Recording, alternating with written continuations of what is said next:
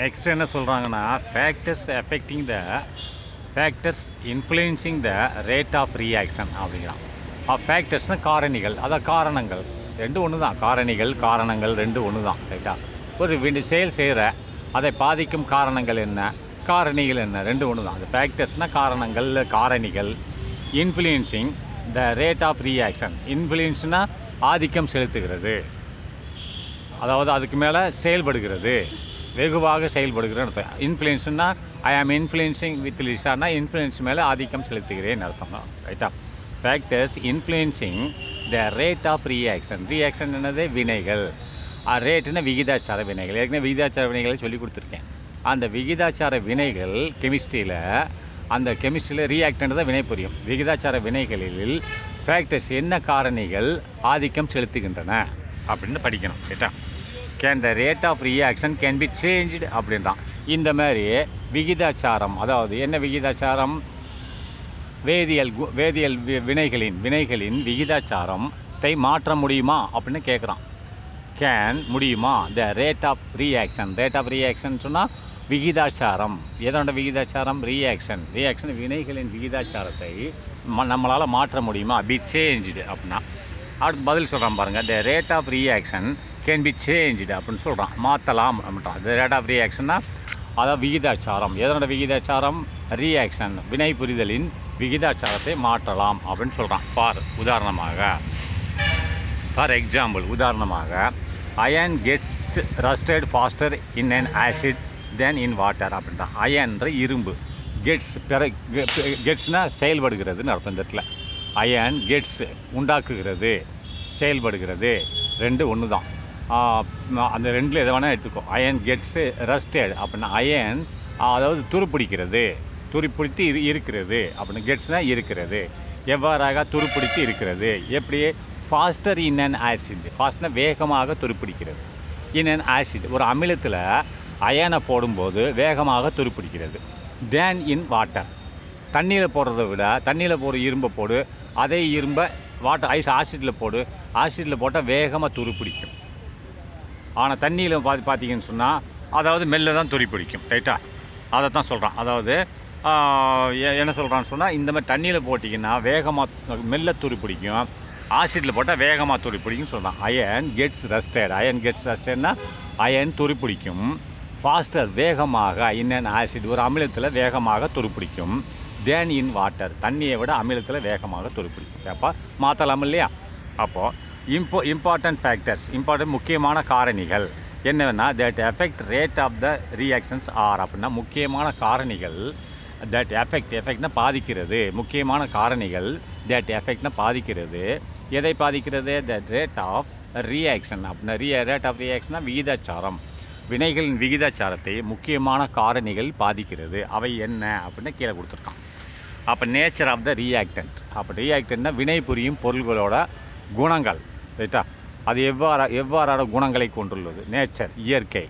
அப்போ அது குணங்களில் என்ன குணநலங்களை கொண்டுள்ளது? Next concentration of the reactants, அதனோட அடர்த்தி அல்லது எமௌண்ட், கொள்ளளவு என்ன வேணாலும் சொல்லியிருக்கேன். அந்த ரியாக்டன்ட் வினை புரியும் பொருளோட ஃபஸ்ட்டு குணங்கள், நேச்சர். ரைட்டா?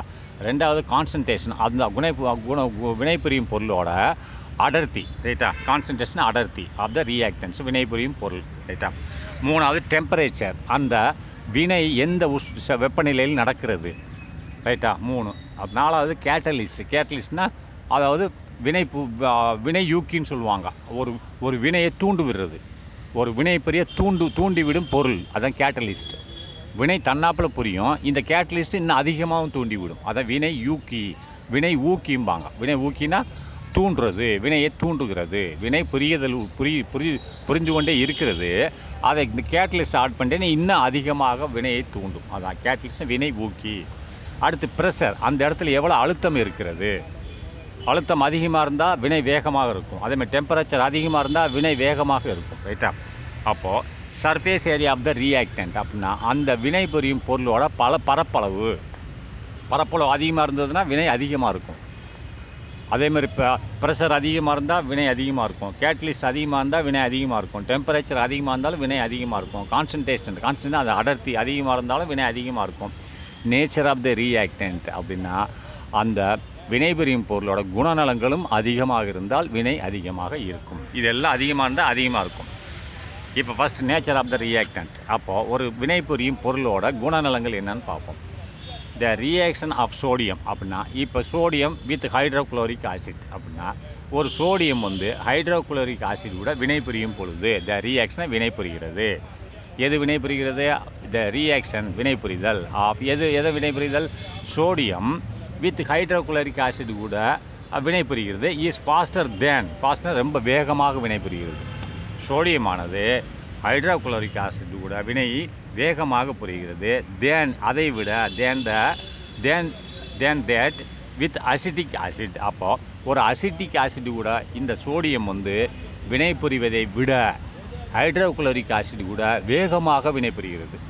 இதே சோடியத்தை அசிட்டிக் ஆசிட் கூட சேர்த்தேன்னா சுலோவாக வினைபுரியும். ஆனால் ஹைட்ரோக்ளோரிக் ஆசிட் கூட சேர்த்தா வேகமாக வினைபுரியும். அதை எழுதியிருக்கான். த ரியாக்ஷனை வினைபுரிதல் ஆஃப் சோடியத்தோட வினை எது கூட? ஹைட்ரோக்ளோரிக் ஆசிட் கூட வினைபுரிதல் வந்து இன்னும் ஃபாஸ்டர் அதிகமாக இருக்கிறது. எதை விட?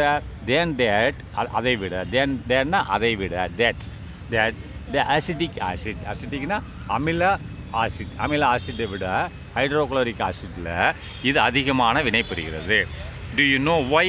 இது எதற்கு அப்படி வேகமாக வினைபுரியுதுன்னு தெரியுமா அப்படின்னு கேட்குறான். Hydrochloric acid is a stronger acid than acetic acid. அப்படின்னா ஹைட்ரோக்ளோரிக் ஆசிட் வந்து கடுமையான ஒரு அதிகமான ஸ்ட்ராங்காக இருக்கிறது. இதை விட அசிட்டிக் ஆசிட்டை விட இது வலிமை வாய்ந்ததாக இருக்கிறது. அதனால் வேகமாக சோடியம் இது கூட வினைபுரிகிறது. இதுதான் காரணம். ஹைட்ரோக்ளோரிக் ஆசிட் கூட ஏன் வேகமாக வினைபுரியுதுன்னா, hydrochloric acid is a stronger acid. ஸ்ட்ராங்கர்னால் வலிமை வாய்ந்த ஒரு ஆசிட் தென் அதை விட அசிட்டிக் ஆசிட்டை விட ஹைட்ரோக்ளோரிக் ஆசிட் வலிமை வாய்ந்தது. And thus more reactive. ஆகவே இந்த hydrochloric acid are more reactive வேகமாக வினைபுரியும். ஹைட்ரோக்ளோரிக் ஆசிட்டும் வேகமாக வினைபுரியும் அப்படின்றான். So the nature of the reactants influence the reaction rate அப்படின்னா, ஆகவே இதுதான் நேச்சர் குணங்கள். ரைட்டா? த நேச்சர்னா இயற்கையான குணங்கள் கூட the nature of the reactant வினைபுரியும் பொருளோட குணங்கள் இன்ஃப்ளூயன்ஸ்னால் ஆதிக்கம் செலுத்துகிறது. எதில்? த ரியாக்ஷன் ரேட்னா வினைபுரியும் விகிதாச்சாரத்தில். அதாவது வினைபுரியும் பொருளோட குணநலங்கள் ஆதிக்கம் செலுத்துகிறது. அதற்கு உட்பட்டு தான் செயல்படுகிறது. அப்போ கான்சன்ட்ரேஷன் ஜாஸ்தியாக இருந்தது, ஸ்ட்ராங்கராக இருந்தால் வேகமாக வினைபுரியும், ஸ்ட்ராங்கரான மெல்ல வினைபுரியும். அதான் இன்ஃப்ளூயன்ஸ்னால் ஆதிக்கம் செலுத்துகிறதுனா அதை சார்ந்து இருக்கிறதுன்னு அர்த்தம். ரைட்டா? அதான். So the nature of the ரியாக்டன்ஸ்னால், அதாவது ரியாக்டன்ட் வினைபுரியும் பொருளோட குணநலங்கள் இன்ஃப்ளூயன்ஸ்னால் ஆதிக்கம் செலுத்துகிறதுனா அதை சார்ந்து இருக்கிறது. ரைட்டா? அது கூட இருந்ததுன்னா வேகமாக வினைபுரியும். தி இன்ஃப்ளூயன்சஸ் த ரியாக்ஷன் ரேட்னா வினைபுரியும் விகிதாச்சாரத்தின் மேல் இது ஆதிக்கம் செலுத்துகிறது. அப்போ நெக்ஸ்ட் பாருங்கள். இப்போ 2Na. அப்போ Na தானே? Na வந்து சாலிட்னு போட்டிருக்கான். அப்போ HCl கேஸ். ரைட்டா? HCl aqueous solution. ரைட்டா? இது ரெண்டு ஒன்று சேர்ந்து என்ன செய்யுது? அதாவது சோடியம் குளோரைடு கிடைக்குது அண்டு ஹைட்ரஜன் கேஸ் கிடைக்கிறது. இது வந்து ஃபாஸ்ட்டாக வினைபுரியுது. ரைட்டா? அடுத்து சுலோ ஒன்று வினைபுரிஞ்சு ஒரு ஆசிட் கூட வினைபுரிஞ்ச சுலோ 2 போட்டான் இல்லையா? ஹைட்ரோக்ளோரைடு ஆசிட் கூட வினைபுரியும் போது ஃபாஸ்ட்டாக வினைபுரியுது. வெறும் ஆசிட் கூட வினைபுரியும் போது சுலோவாக வினைபுரியுதுன்னு சொல்கிறான். முதல்ல என்ன பண்ணுங்க, சோடியம் HCl கூட வினைபுரிஞ்சு சோடியம் குளோரைடை கொடுக்குது அண்டு H2 கேஸை கொடுக்குது. இது ஃபாஸ்ட்டாக வினைபுரியுது. ரெண்டாவது அதே சோடியம் எது கூட வினைபுரியுது? அதாவது இத்தனைக் ஆசிட். ரைட்டா? ஈத்தேன்னு சொல்கிறாங்களே, 2C இருக்கு இல்லையா? அப்போ 2C H4 இருக்குது. ரைட்டா? H4 இருந்ததுன்னா 2C இருந்ததுன்னா ஈத்தேன்னு அர்த்தம். ஈத்தேன் லாஸ்ட் எடுத்துகிட்டு OIC ஆசிட்னு போடணும். ஏன்னா COOH வந்திருக்கு இல்லையா? COOH வந்தால் அது ஈத்தேன். அந்த 2C இருந்ததுன்னா ஈத்தேன், ஒரு C இருந்தால் மீத்தேன். அது லாஸ்ட்டில் எடுத்துகிட்டு OIC ஆசிட்னு போடணும். அப்போ ஈத்தேனிக் ஆசிட்னு சொல்லுவாங்க இதை. ரைட்டா? அப்போ ஈத்தேனிக் ஆசிட் கூட இது வினைபுரிகிறது. வினைபுரிஞ்சு என்ன கிடைக்கிறது? சோடியம் அசிட்டேட் கிடைக்குது. CH3 அசிட்டேட் ACE வரும். TAE வரும். ரைட்டா? அசிட்டேட். ரைட்டா? அசிட்டேட்னு வரும். அசிட்டேட் அதாவது சோடியம் அசிட்டேட் இது கிடைக்கிறது. CH3 COONA sodium acetate. ரைட்டா? இது கிடைக்கிறது. நெக்ஸ்ட்டு ஹைட்ரஜன் கிடைக்குது. இது சுலோவாக ஓடுது. ரைட்டா? அதுதான் சொல்கிறோம். முதல்ல வந்து HCl கூட வினைபுரியும் போது ஃபாஸ்ட்டாக வினைபுரியுது. அதேமாரி ஒரு ஆசிட், இது ஆசிட் என்ன ஆசிட்டு இது ஈத்தனிக் ஆசிட். ஈத்தனிக் அதாவது எடுத்துடணும். ஈத்தனில் எடுத்துகிட்டு OIC ஆசிட்னு போடணும். ஏன்னா COOH வந்துருச்சு இல்லையா, ஈத்தனுக்கு ஒரு H எடுத்துகிட்டு அதுக்கு பதிலாக வந்து என்ன பண்ணணும், இது வந்து நீ ஈத்தனிக் ஆசிட்னு போடணும். ரைட்டா? அப்போ இந்த ஆசிட் வினைபுரிஞ்சு ஸ்லோவாக வினைபுரிஞ்சு இதை கொடுக்குறது. ரைட்டா? அப்போ next concentration of the reactants. Concentration of the ரியாக்டன்ஸ்னால் ஒரு வினைபுரியும் பொருளோட அடர்த்தியை பொறுத்து என்ன இருக்குதுன்னு பார்ப்போம். கான்சன்ட்ரேஷன் அடர்த்தி, அது அடர்த்தியை பொறுத்து எவ்வாறாக இருக்குதுன்னு பார்ப்போம். Changing the amount of the reactants also increases the reaction rate. அப்படின்னா ஒரு அடர்த்தி, இப்போ 1 கிலோ உள்ள ஒரு ரியாக்டன்ட்டு அது எவ்வளோ வினை புரியுதுன்னு சொன்னால் அதை விட 2 கிலோ உள்ள ரியாக்டன்ட்டு அதிகமாக வினை புரியும் இல்லையா. ஏற்கனவே சொல்லி கொடுத்துருக்கேன். வினை அதிகமாக்கணும்னா ப்ராடக்ட் எடுத்துக்கிட்டே இருக்கணும், இல்லை வந்து ரியாக்டண்ட்டை கூட்டிக்கிட்டே இருக்கணும். ரைட்டா? ரியாக்டண்ட்டை கூட்டிக்கிட்டே இருக்கணும், இல்லை ப்ராடக்ட்டை எடுத்துக்கிட்டே இருக்கணும். ப்ராடக்ட் விழுக எடுத்துக்கிட்டு இருக்கணும். அதனால தான் வினை வந்து அதிகமாகிட்டே இருக்கும். அதைத்தான் சொல்கிறோம். நம்ம என்ன சொல்கிறோம் அப்படின்னு சொன்னால் changing the amount of the reactants. அப்படின்னா changing the amount of the ரியாக்டன்ஸ்னு சொன்னால் அதாவது ரியாக்டன்ஸ் வினைபுரியும் பொருளோட அளவை, அமௌண்ட்னா அளவை மாற்றுறதுன்னு பிரகாரம் அளவை மாற்றினா also increases the reaction rate. அது கூட்டுகிறது. எதை கூட்டுகிறது? Increases the reaction rate. Reaction வினைபுரியும் விகிதத்தை கூட்டுகிறது. அது சேஞ்சிங் என்னது? Changing the amount of the ரியாக்டன்ஸ்னால் ரியாக்டன்ஸ் வினைபுரியும் பொருளோட அளவை கூட்டுறதுன்னு அர்த்தம். சேஞ்சிங்னா மாற்றுவதுன்னா கூட்டுவதுன்னு அர்த்தம். கூட்டினால் அந்த ரியாக்ஷன் ரேட்டும் கூடும்ன்றான். The amount of the substance present in the certain volume of the solution is called concentration. அப்படின்னா இப்போது the amount எவ்வளோ அளவு ஆஃப் த சப்ஸ்டன்ஸ், அந்த பொருளோட எவ்வளோ அளவு இருக்குது present இருக்கிறது in a certain volume of the solution. ஒரு சொல்யூஷன், ஒரு திரவத்தில் அதனோட எவ்வளோ அளவு இருக்கிறது என்பது present in a certain volume. அதனோட கொள்ளளவில் எவ்வளோ அளவு இருக்கிறதோ அதைத்தான் நாம் கான்சன்ட்ரேஷன் என்று சொல்லுகிறோம். Is called concentration. அப்படின்னா த அமௌண்ட்னா அதில் ஒரு அளவு, the amount of the substance. அப்படின்னா ஒரு பொருளின் அளவு ப்ரெசன்ட் இருக்கிறது எதில்? In a certain volume of the solution. அப்படின்னா ஒரு சொல்யூஷனில் குறிப்பிட்ட அளவு வால்யத்துக்குள்ளே, வால்யூம்னா கொள்ளளவுக்குள்ளே, ஒரு சொல்யூஷனில் உள்ள ஒரு குறிப்பிட்ட அளவு கொள்ளளவுக்குள்ளே எவ்வளவு அளவு சப்ஸ்டன்ஸ் இருக்கிறது என்பதைத்தான் நாம் கான்சன்ட்ரேஷன் என்று குறிப்பிடுகிறோம். நல்லா கவனிச்சுக்கோங்க. த அமௌண்ட் ஆஃப் த சஸ்பென்ஷன்னா ஒரு பொருளோட அளவு, அது எதில் இருக்குது? ப்ரெசன்ட் இருக்கிறது. ஒரு பொருளோட அளவு இருக்கிறது எதில் இருக்கிறது? In a certain volume of the solution. அப்படின்னா சொல்யூஷன் திரவத்தோட எவ்வளோ, ஒரு திரவத்தில் உள்ள கொள்ளளவில் ஒரு குறிப்பிட்ட அளவு சப்ஸ்டன்ஸ் இருக்கிறது. அதைத்தான் ஒரு குறிப்பிட்ட அளவு சப்ஸ்டன்ஸ் இருக்கிறது. ரைட்டா? அதைத்தான் நாம் கான்சன்ட்ரேஷன் என்று குறிப்பிடுகிறோம். மோர் த அப்போ இதை விட மோர் த கான்சன்ட்ரேஷன். அப்படின்னா நீ அந்த கான்சன்ட்ரேஷனை கூட்டினால், அந்த அளவை கூட்டினால், அமௌண்ட் அதோட கான்சன்ட்ரேஷன் அளவை கூட்டினால் மோர் பார்ட்டிகிள்ஸ் பெர் வால்யூம் எக்ஸிஸ்ட். அப்படின்னா அதிகமான துகள்கள் தென்படும். நீ வால்யூத்தை கூட்டிட்டேன்.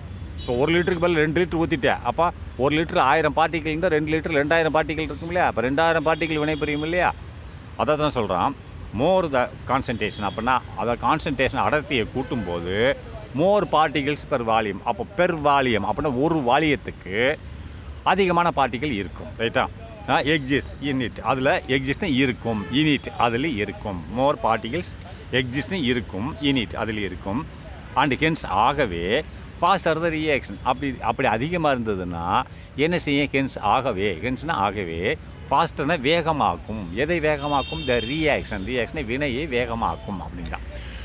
அடுத்து granulated zinc reacts faster with 2m hydrochloric acid than 1m hydrochloric acid அப்படின்றான். அப்போ கிரானுலேட்லாம் துகள்கள்னு அர்த்தம். கிரானுவல்ஸ் என்னது? துகள். கிரெயின்ஸ்னு அர்த்தம். நம்ம கிரெயின்ஸ்னு சொல்கிறோம்ல, நம்ம சாப்பிட்ற இந்த தானியங்கள்னு சொல்கிறோம்ல, அதுதான் கிரானுலேட்டட்னு சொல்லுவாங்க. அதாவது கிரெயின்ஸ்னால் துகள்கள்னு அர்த்தம். ரைட்டா? Granulated zinc. அப்போ துகள்கள் ஆக்கப்பட்ட ஜிங்க். ரைட்டா? மொக்க ஜிங்க் கிடையாது, தூளாக உள்ள ஜிங்க். அதான் துகள்கள் ஆக்கப்பட்ட. கிரானுலேட்டட்னா துகள்கள் ஆக்கப்பட்ட ஜிங்க். வெறும் ஜிங்க்னு போட்டக்கூடாது. தூளாக இருக்கக்கூடிய zinc reacts faster with 2m hydrochloric acid. அப்படின்னா 2m கொள்ளளவு கொண்ட ஹைட்ரோக்ளோரிக் ஆசிட் கூட வேகமாக வினைபுரிகிறது. எது? துகள்கள் ஆக்கப்பட்ட, கிரானுலேட்டட்னா துகள்கள் ஆக்கப்பட்ட ஜிங்க் ஆனது ரியாக்ஷனை வினைபுரிகிறது. Pastor with 2m hydrochloric. அப்படின்னா 2m அளவு கொண்ட ஹைட்ரோகுளோரிக் ஆசிட் கூட அதிகமாக வினைபுரிகிறது. தேன் 1m விட 2m அதிகம் தானே. அப்போ தேன் 1m அளவு கொண்ட ஹைட்ரோகுளோரிக் ஆசிட்டை விட அது அதிகமாக வினைபுரிகிறது. அதுதான் போட்டிருக்கான். நல்லா பார்த்தோம். அதாவது கிரானுலேட்டட்னா துகள்களாக்கப்பட்ட ஜிங்க் ஆனது வினைபுரிகிறது. ஃபாஸ்டர் வேகமாக வினைபுரிகிறது. இதோட 2m ஹைட்ரோகுளோரிக் ஆசிட் விட வினைபுரிகிறது. எதை விட வேகமாக வினைபுரிகிறது? தேன் 1m ஹைட்ரோகுளோரிக் ஆசிட் விட 1m ஹைட்ரோகுளோரிக் ஆசிட் கூட வினைபுரிஞ்சதை விட 2m ஹைட்ரோகுளோரிக் ஆசிட் கூட வேகமாக வினைபுரிகிறது. நெக்ஸ்ட் 3வது டெம்பரேச்சர். ரைட்டா? இப்போ டெம்பரேச்சர்னு என்னென்னு பார்ப்போம். மோஸ்ட் ஆஃப் த ரியாக்ஷன்ஸ் அப்படின்னா அதிகமான வினைகள், அதாவது ஒரு மோஸ்ட் ஆஃப் ஒரு 100 வினை நடக்குதுன்னா அது 90% அர்த்தம். அதான் most of the reactions go faster at higher temperature. அது வேகமாக நடக்கும். ஏன்னா வெப்பநிலை அதிகமாகும் போது. இப்போ 20 டிகிரியில் ஒரு ரியாக்ஷன் நடக்குது. அதே இது 30 டிகிரி ஆகும்போது அதே ரியாக்ஷன் அதிகமாக நடக்கும். டெம்பரேச்சர் கூட அதனோட ரியாக்ஷன் கூடிடும். ஏன் உதாரணத்துக்கு சொல்கிறேன்னே, உங்கள் சாப்பிட்ற பொருளை எடுத்து வெளியில் வைங்க, அது 2 நாளில் கெட்டு போயிடும். அதே பொருளை ஃப்ரிட்ஜில் வைங்க, அது கெடாது. ஏன் கெடாது? ஃப்ரிட்ஜில் வெப்பநிலை கம்மி, வெளியில் வெப்பநிலை ஜாஸ்தி. அப்போ ரியாக்ஷன் ஜாஸ்தி ஆகுதா? அதே ரியாக்ஷன் ஃப்ரிட்ஜில் இருக்கும்போது ஆகாது. ஏன்னா அங்கே 0 டிகிரியில் இருக்கும். வெப்பநிலை இதை விட கம்மி. வெளியில் வந்தால் அதிகமான வெப்பநிலை இருக்கும். அப்போ வெப்பநிலை அதிகமாக அதே பொருள் தானே. ஃப்ரிட்ஜில் இருக்கும்போது கெடலை, வெளியில் வந்தால் கெடுது. ஏன்னா வெப்பம் அதிகமாக இருக்குல்ல வெளியில், அதெல்லாம் கெட்டு போயிடுது ஒரே நாளில். ஃப்ரிட்ஜிலேருந்து 4 நாள் ஆனாலும் கெடாது. அதை தான் most of the reactions go faster at higher temperature. அப்படின்னா அதிகமான வினைகள் வேகமாக செயல்படுகின்றன. அட் ஹையர் டெம்பரேச்சர் அப்படின்னா அதிகமான வெப்பநிலையில். அப்போ பிகாஸ் ஏனென்றால் adding heat to the reactants provides energy to break more bonds அப்படின்னா ஏனென்றால் ஏனென்றால் ஆடிங் ஹீட் அப்போ உஷ்ணத்தை சேர்க்கும் பொழுது, இப்போ 20 டிகிரியில் இருக்கும்போது ஒரு வினை நடக்குது, நான் 30 டிகிரி ஆக்குறேன் அப்படின்னும் போது அந்த 10 டிகிரி எக்ஸஸாக வருதா ஹீட்டு, அது என்ன செய்யும்? இந்த பாண்டை உடைக்கும். 20 டிகிரியில் உடைக்க முடியாத பாண்டெல்லாம் உடைச்சிரும். ரைட்டா? பாண்டிங்கில் இருக்குமில்ல கெமிக்கல் பாண்டிங், அதை 20 டிகிரியில் உடைக்க முடியல. ஆனால் 30 டிகிரி ஆகும்போது ஒரு 10 டிகிரி அதிகமாக உடைச்சரிஞ்சிடும். அப்படின்னும் போது கெட்டு போயிடும். ரைட்டா? அதனால தான் வினைகள் வேகமாக நடக்கும். பிகாஸ் ஏனென்றால் adding the heat to the reactance வினைபுரியும் பொருள் கூட உஷ்ணத்தை சேர்த்தால் அது என்ன செய்யும்? ப்ரொவைட்ஸ்னு வழங்குகிறது. எதை வழங்குறது? எனர்ஜியை கொடுக்குறது. அந்த ஹீட் எனர்ஜியை கொடுக்குறது. எதற்கு? ப்ரொவைட்ஸ்னு வழங்குகிறது. எனர்ஜியை வழங்குகிறது. எதற்கு? டு பிரேக் மோர் பாண்ட்ஸ் அதிகமான இணைப்புகள், பாண்டுகள் இருக்கிற இணைப்புகளை உடைக்க ஆற்றலை கொடுக்கிறது. இந்த ஹீட்டு என்னத்தை வழங்குகிறது? எனர்ஜியை கொடுக்குறது. ப்ரொவைட்ஸ்னு வழங்குகிறது, ஆற்றலை வழங்குகிறது. எதற்காக வேண்டி?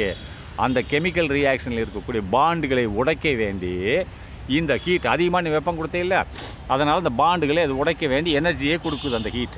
அண்டு தஸ் ஆகவே ஸ்பீட் அப் த ரியாக்ஷன். இது என்ன செய்யுது?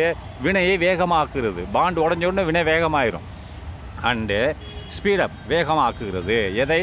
த ரியாக்ஷன் வினைகளை வேகமாக்குகிறது ஹீட்டை கூட்டும்போது. அடுத்து next calcium carbonate reacts slowly with hydrochloric acid அப்படின்ற அட் ரூம் டெம்பரேச்சர். இப்போ நம்ம வாழக்கூடிய வெப்பநிலை. ரைட்டா? நம்ம சுடுதண்ணி வைக்கிறோம் இல்லையா, சுடுதண்ணி அப்படியே தூக்கி மேலே ஊற்றினா மேலே பொசிங் போயிடும். ரைட்டா? பச்சை தண்ணி ஊற்றின்னு போடுறேன். அதனால தான் என்ன சொல்கிறாங்கன்னா கால்சியம் கார்பனேட். அப்போ கால்சியம் கார்பனேட் ரியாக்ஷனை வினைபுரிகிறது. ஸ்லோலி மெதுவாக வினைபுரிகிறது. எது கூட? ஹைட்ரோக்ளோரிக் ஆசிட் கூட. அதேமாதிரி சோடியம் வேகமாக வினைபுரியுது இல்லையா, அதுதான் சொல்கிறான். கால்சியம் கார்பனேட் என்ற ஒரு சப்ஸ்டன்ஸு ரியாக்ஷனை வினைபுரிகிறது ஸ்லோலி வித் ஹைட்ரோக்ளோரிக் ஆசிட் கூட அட் ரூம் டெம்பரேச்சர். சாதாரண டெம்பரேச்சர். இப்போ நான் டெம்பரேச்சரை கூட்டிட்டேன், ரூம் டெம்பரேச்சரோட ஒரு 10 டிகிரி 20 டிகிரி கூட கொடுத்துட்டேன்னா வேகமாக வினைபுரியும். ரைட்டா? அதுதான் சொல்கிறான். When the reaction mixer is heated the reaction rate increases. அப்படின்னா இந்த ரியாக்ஷன் மிக்சர்னால் இந்த கலவை, அதாவது கலவை தானே, அதாவது இது ஒரு ரியாக்டன்ட்டு, இதாவது கால்சியம் கார்பனேட் ஒரு ரியாக்டன்ட்டு, ஹைட்ரோக்ளோரிக் ஆசிட் ரெண்டுமே கலவை, ரெண்டுமே ரியாக்டன்ட் வினைபுரியும் பொருட்கள். அப்போ மிக்சர்னால் கலவை தானே. அதான் சொல்கிறான். வென் த ரியாக்ஷன் மிக்சர் அப்படின்னா இந்த வினைபுரியும் கலவையானது இஸ் ஹீட்டட். இப்போ ரூம் டெம்பரேச்சரில் இருக்கும்போது ஸ்லோவாக வினைபுரியுது. இப்போ நான் உஷ்ணப்படுத்துகிறேன், அதிகமாக ஒரு பாயிலர் வச்சு எரிக்கிறேன் இந்த வினையை. ரூம் டெம்பரேச்சரில் ஸ்லோவாக வினைபுரியுதப்பா, நான் கீழே கேஸை வச்சு அதை எரிக்கிறேன். இதை அந்த மிக்சர்னால் இந்த ரெண்டு காம்பினேஷன் கால்சியத்தையும் ஹைட்ரோகுளோரிக் மிக்ஸ் ஆன ஒரு கலவை ரியாக்டண்ட்டை நான் எரிக்கிறேன்னு சொல்லும்போது is heated when the reaction mixture வினைபுரியும் கலவையை நான் உஷ்ணப்படுத்தும் போது the reaction rate is increased. அப்படி ரியாக்ஷன்னா வினைபுரியும் விகிதம் அதிகமாகும். நெக்ஸ்ட் உதாரணத்துக்கு பாருங்கள், food kept at room temperature spoils faster than kept in the refrigerator. அதை நான் சொன்னதான் சொல்லியிருக்கேன். உணவை வந்து நீ ரெஃப்ரிஜிரேட்டரில் வச்சா கெடாமல் இருக்கும், வெளியில் வச்சுட்டேன்னு கெட்டு போகும். அதுக்கு காரணம் இதுதான் சொல்கிறோம். ஃபுட்டு உணவு கெப்ட் அட் ரூம் டெம்பரேச்சர்னால் இப்போ நம்ம வாழ்கிற டெம்பரேச்சர், நம்ம இப்போ என்ன வாழ்ந்துக்கிட்டு இருக்கோமோ அது என்ன உஷ்ணநிலையோ அதில் உணவை நீ வச்சேன்னு சொன்னால் food kept at room temperature, மனுஷன் வாழ்கிற வெப்பநிலையில் வச்சேன்னு சொன்னால் ஸ்பாயில்ஸ் ஃபாஸ்டர் வேகமாக கெட்டு போய்விடும். தென் எதை விட தென் தே கெப்ட் இன் த ரெஃப்ரிஜிரேட்டர், அதை நீ ரெஃப்ரிஜிரேட்டரில் போய் வச்சேன்னு சொன்னால் அதை ரெஃப்ரிஜிரேட்டரில் போய் வச்சேன்னா கெடாது. அதான் சொல்ல தென் தட் கெப்ட் அதை வைத்தால் இதில் இந்த ரெஃப்ரிஜிரேட்டரில் வைத்தால் கெடாது, ஆனால் வெளியில் வச்ச ரூம் டெம்பரேச்சர் கெட்டு போய்விடும் சொல்கிறான். ஏன்னா இங்கே டெம்பரேச்சர் ஹீட் இருக்குது, அங்கே ஹீட்டு கிடையாது, 0 டிகிரியில் இருக்குது. அப்போது இந்த ரெஃப்ரிஜிரேட்டரில் the temperature is lower than the room temperature. அப்போ இந்த ரெஃப்ரிஜிரேட்டரில் டெம்பரேச்சர் உஷ்ணமானது இஸ் லோவர் கம்மியாக இருக்கிறது. எதை விட கம்மியாக இருக்கிறது? Lower than the room temperature. நம்ம ரூமில் இருக்கக்கூடிய வெப்பநிலையை விட ரெஃப்ரிஜிரேட்டருக்குள்ளே இருக்கக்கூடிய வெப்பநிலை கம்மியாக இருக்கிறது, அதனால் அது கெடாது. அண்டு கென்ஸ் ஆகவே த ரியாக்ஷன் ரேட் இஸ் லெஸ். ஆகவே அதனோட ரியாக்ஷன் ரேட் என்னது? ஃப்ரிட்ஜில் இருக்கும்போது ரெஃப்ரிஜிரேட்டரில் இருக்கும்போது த ரியாக்ஷன் வினைபுரியும் ரேட் விகிதாச்சாரம் வந்து கம்மியாக இருக்கிறது. ரைட்டா?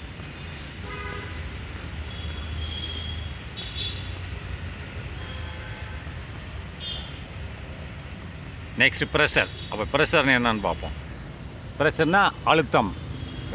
இப்போ ஒரு சாதாரணமாக இருக்கேன், ஒரு பலூனு அதில் 100 ஆட்டம் இருக்குது, ஒரு லிட்டரில் நான் அதை அப்படியே அமுக்குறேன். அப்போ அந்த 100 ஆட்டம் வந்து எவ்வளோ அமுக்குறனோ அந்த குறுகிய இடத்துக்குள்ளே வரும் இல்லையா, அப்போ ஒன்றுக்குள்ளே மோதும் இல்லையா, ஃப்ரீயாக இருக்கக்கூடிய ஆட்டம். ரைட்டா? நான் அமுக்கும்போது ஒரு குறிப்பிட்ட ஏரியாவுக்குள்ளே எல்லாத்தையும் கொண்டு வந்து அப்போ ஒன்றுக்குள்ளே மோத ஆரம்பிக்கும். அதுதான் வந்து ப்ரெஷர். அப்போ ப்ரெஷர்னால் அழுத்தம்னு அர்த்தம். If the reactants are gases, reactants வினைபுரியும் பொருளானது கேசஸ் வாயுவாக இருந்தால், இஃப்னு இருந்தால், எது? த ரியாக்டன்ஸ் வினைபுரியும் பொருள் ஆர் கேசஸ்னால் வாயுவாக இருந்தால் இன்க்ரீஸிங் தேர் ப்ரெஷர். அப்படின்னா நானும் அந்த கேஸை அமுக்குறேன். இன்க்ரீஸிங் த ப்ரெஷர்னால் அழுத்தம் கொடுக்குறேன். அந்த கேஸுக்கு அழுத்தம் கொடுத்தால் increasing the pressure increases the reaction rate. அப்போ நான் இந்த வினைபுரியும் பொருள் கேஸாக இருந்தால், அதாவது வாயுவாக இருந்தால் இன்க்ரீஸிங் தர் ப்ரெஷர், அதுக்கு நான் அழுத்தம் கொடுக்குறேன். அந்த கேஸை அழுத்துறேன். ஒரு அதிகமான இடத்துல உள்ள கேஸை அழுத்தி சின்ன இடத்துல கொண்டு வைக்கிறேன் அப்படின்னு சொல்கிறான். இன்க்ரீஸிங் தர் ப்ரெஷர் அப்படின்னா அழுத்தம் கொடுக்கும்போது, அதாவது when increasing the pressure increases the reaction rate, அதாவது அழுத்தம் கொடுக்கும்போது, அழுத்தத்தை நான் அதிகரிக்கும் போது அது எதை அதிகரிக்கிறது? Increase the reaction rate. அப்படின்னா வினைபுரியும் விகிதாச்சாரத்தை அதிகரிக்கிறது. நல்லா கவனிச்சுக்கோங்க. இன்க்ரீஸிங் த ப்ரெஷர் அப்படின்னா அதோட அழுத்தத்தை நான் அதிகரிக்கும் போது ஆட்டோமேட்டிக்காக என்ன செய்யுது? Increase the reaction rate. அது என்ன செய்யுது? இன்க்ரீஸ்னு உயர்த்துகிறது. எதை உயர்த்துகிறது? ரியாக்ஷன் ரேட், வினைபுரியும் விகிதத்தை உயர்த்துகிறது. திஸ் இஸ் பிகாஸ், ஏனென்றால் on increasing the pressure of the reacting particles come closer and collide frequently. அப்படின்னா இது எதுக்கு அப்படி ரியாக்ஷன் ரேட்டை உயர்த்துதுன்னு சொன்னால் அது காரணம் சொல்கிறாங்களே. திஸ் இஸ் பிகாஸ், ஏனென்றால், இது இருக்கின்றன எதுக்கு உயர்த்துதுன்ற ரீசன் சொல்கிறான். Because on increasing the pressure, நான் அழுத்தத்தை கூட்டும்போது என்ன செய்யும்னா த ரியாக்டிங் பார்ட்டிகிள்ஸ் அப்படின்னா அந்த கேஸுக்குள்ளே இருக்கக்கூடிய வினைபுரியும் துகள்கள், அதான் ரியாக்டிங் பார்ட்டிகிள், அந்த கேஸில் இருக்கக்கூடிய வினைபுரியும் துகள்கள் கம் க்ளோசர் நெருக்கமாக வருமா? தள்ளி இருந்தது, நான் அப்படியே அமுக்கும்போது நெருக்கமாக வரும்.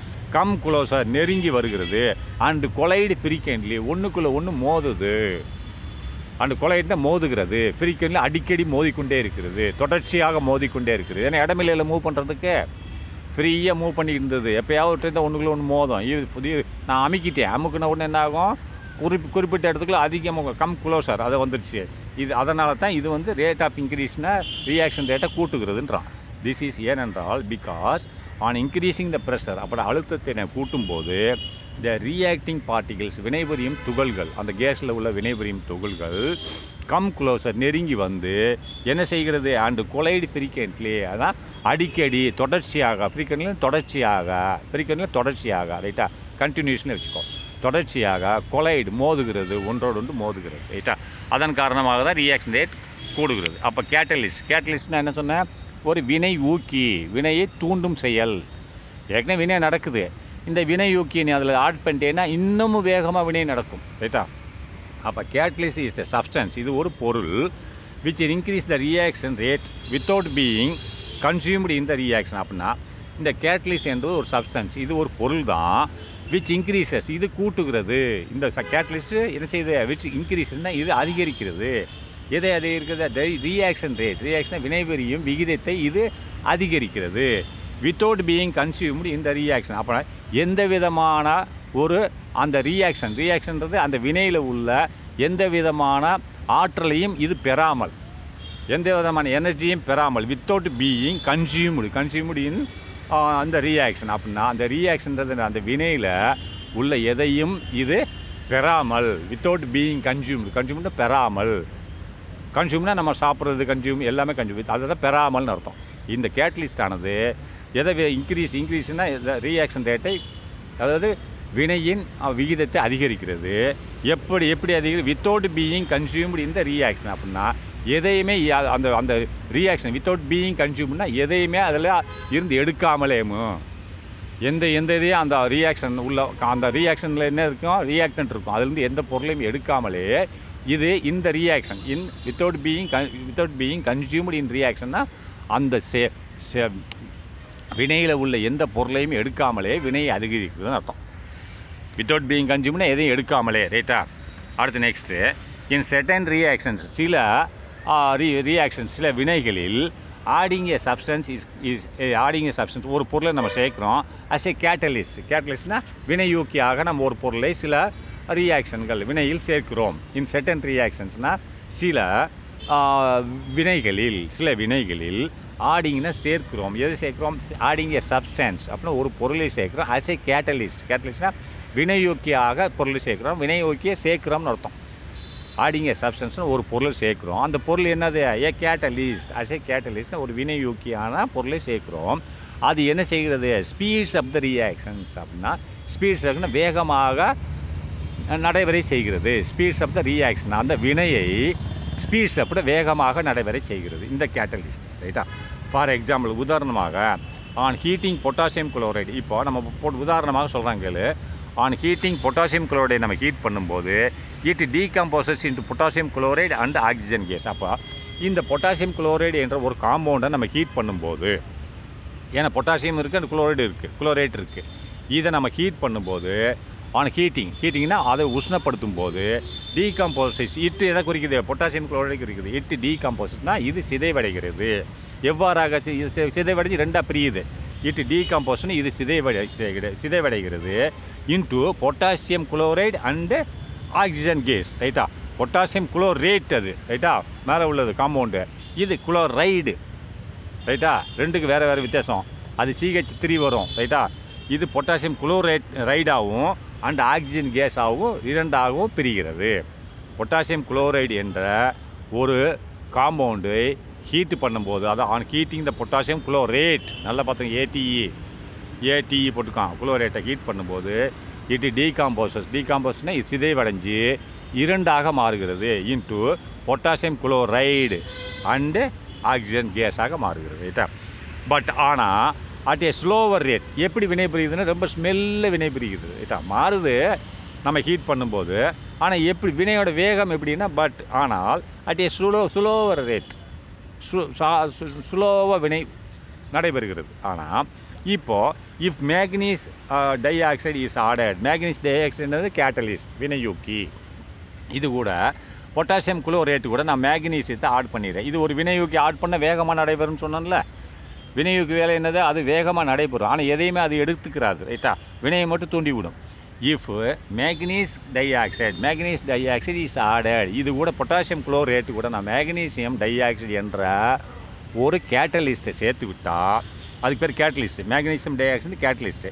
It increases the reaction rate. இது என்ன செய்யும்னா ஸ்லோவாக நடந்த ரியாக்ஷன் வினையை வேகமாக்கிவிடும். அடுத்து next surface area of the reactants அப்படின்னா இந்த வினை புரியும் பொருள் தான் ரியாக்டன்ஸு, அதுலேருந்து கிடைக்கக்கூடிய பொருள் ப்ராடக்ட்டு. இப்போ surface area of the reactant அப்படின்னா இந்த ரியாக்டன்ட்டோட மேல்பரப்பை பொறுத்து இருக்கிறது. மேல்பரப்பு அதிகமாக இருந்துச்சுன்னு சொன்னால் வினை அதிகமாக செய்யும். அது எப்படின்னு பார்ப்போம். இப்போ உதாரணத்துக்கு நான் ஒரு சாக் பீஸ் எடுத்துக்கிறேன். சாக் பீஸ் கட்டியாக இருக்கப்பா, அப்போ அதோட மேல்பரப்பு பூரா நீ கவுண்ட் பண்ணிடுவேன். இந்த சாக் பீஸை நான் பவுடர் ஆக்கிடுறேன். அப்போ ஒவ்வொரு துகளாக ஆக்கிடுறேன். ஒவ்வொரு துகளுக்கும் ஒரு மேல்பரப்பு இருக்கும் இல்லையா, ஒவ்வொரு துகளுக்கும் ஒரு மேல்பரப்பு இருக்கும். 1000 துகள் ஆக்கிடுறேன் ஒரு சாக் பீஸை. அப்போது அந்த சாக் பீஸுக்கு மொத்தமாக பார்க்கும்போது கட்டியாக இருக்கும்போது அதை மேல்பரப்பு பார்த்தா கம்மியாக இருக்கும். நான் அதை பவுடர் ஆக்கினதுக்கப்புறம் ஒவ்வொரு பவுடர்லேயும் அது மேல்பரப்பு பூரா கவுண்ட் பண்ணிட்டே வந்து இது ஜாஸ்தியாக இருக்கும். புரிஞ்சுதா? அதை தான் இப்போ சொல்கிறேன். என்ன சொல்கிறேன், இந்த surface area of the reactants அப்படின்னா சர்ஃபேஸ் ஏரியான்றது மேல்பரப்பு. எதோட மேல்பரப்பு? வினை புரியும் பொருளோட மேல்பரப்பை பொறுத்து வினைகள் நடைபெறுகின்றன. அப்போ இது when solid reactants are involved in a reaction. சாலிட்னா திடப்பொருள் ரியாக்டன்ஸ்னா வினைபுரியும் பொருள். அந்த வினைபுரியும் பொருள் திடப்பொருளாக இருந்தால் when solid reactants அப்படி ரியாக்டன்ஸ் வினைபுரியும் பொருள் சாலிட் திடப்பொருளாக இருந்தால், இப்போ சாக் பீஸு அதான் சொல்கிற வச்சுக்கணுமே, அந்த பவுடர் கிடையாது, திடப்பொருளாக இருந்தால் are involve in A reaction அவை அது நடைபெறுகிறது. திடப்பொருள் அதாவது திடப்பொருள் ஆர் இன்வால்வ் இன் ஏ ரியாக்ஷனாக ஒரு வினையில் அது செயல்படுகிறது. இது திடப்பொருளான ஒரு ரியாக்டன்ஸ்னால் வினைபுரியும் பொருள். அது வினைபுரியும் பொருள் திடப்பொருளாக இருந்து ஒரு வினையில் செயல்படுகின்றன. ஆர் இன்வால்வ்னா செயல்படுகின்றன. இன் ஏ ரியாக்ஷன் வினைபுரியும் பொருள் வினையில் செயல்படுகின்றன. இன்வால்வ்னு செயல்படுகின்றன.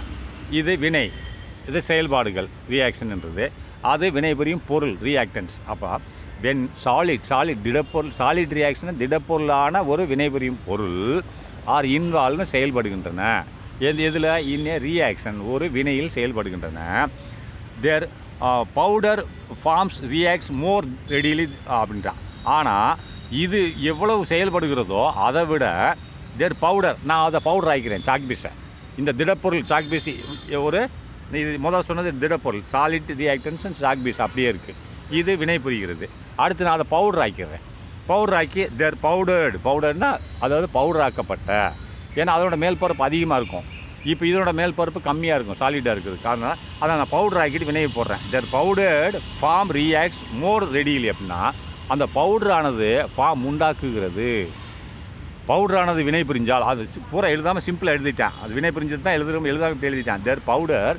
ஆனால் அந்த சாலிட் எவ்வளோ வினை புரிஞ்சிச்சோ அதை விட அதை பவுடர் ஆக்குனது தேர் பவுடர்னா பவுடர் ஆக்கப்பட்டது உண்டாக்குகிறது.